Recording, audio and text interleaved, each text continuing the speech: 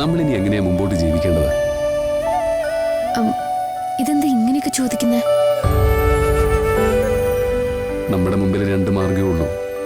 ഒന്നുകിൽ പേടിച്ചൊതുങ്ങി എപ്പോഴോ വരാനുള്ളൊരു വിപത്തിനെ ഭയന്ന് ഒന്നും ചെയ്യാതെ നടക്കുക,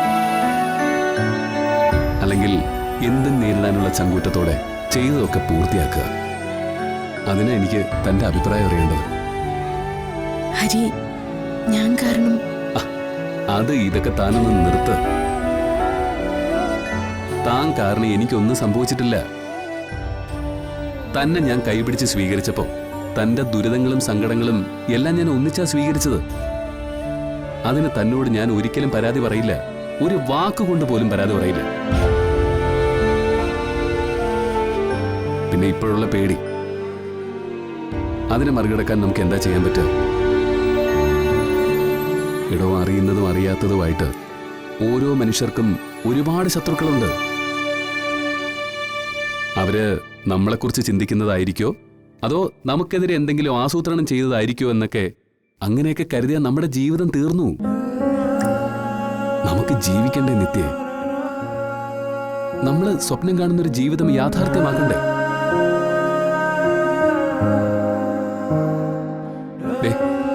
നോക്കേ, എല്ലാം അങ്ങ് വിട്ടുകളഞ്ഞേക്ക് ഹരി എന്ന് പറഞ്ഞ ഞാൻ റെഡിയാ.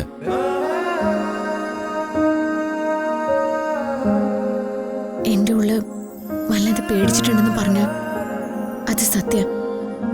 പക്ഷേ മുമ്പ് എങ്ങും ഇല്ലാത്തൊരു ധൈര്യം ഇപ്പൊ എനിക്കുണ്ട്.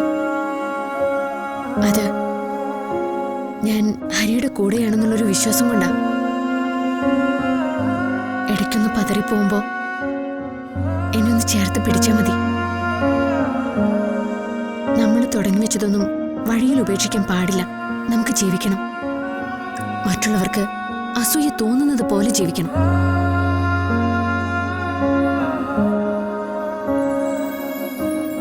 എന്റെ അച്ഛനെ കൊന്ന് എന്നെ ഒന്നും ഇല്ലാതാക്കി മാറ്റിയ ആളാണ് അയാള്. ഞാൻ തല ഉയർത്തിപ്പിടിച്ച് ജീവിക്കുന്നത് അയാൾ കാണണം. ആ, ഇപ്പൊ കൊള്ളാം.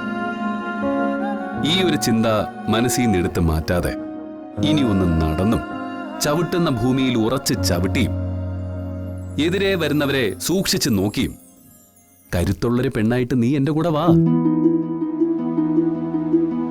ഈ വെല്ലുവിളിക്കുന്നവരെ നമുക്ക് കാണിച്ചു കൊടുക്കാം. ഇപ്പൊ തന്നെ ഇറങ്ങണോ വെല്ലുവിളിക്കാൻ? എന്തായാലും ഇപ്പൊ നമുക്ക് പരസ്പരം നമ്മുടെ പേടി മാറ്റാം. എന്നിട്ട് രാവിലെ ഫ്രഷ് ആയിട്ട് തുടങ്ങാം. എന്താ?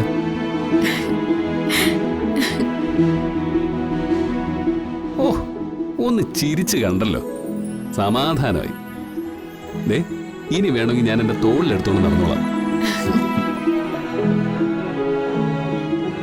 ചൂണ്ടിക്കാണിക്കാൻ ഒരുപാടൊന്നും ഇല്ലടോ എനിക്ക്. തന്നെ സംരക്ഷിക്കാവുന്നൊരു ഉറപ്പ് എന്റെ നെഞ്ചിലുണ്ട്.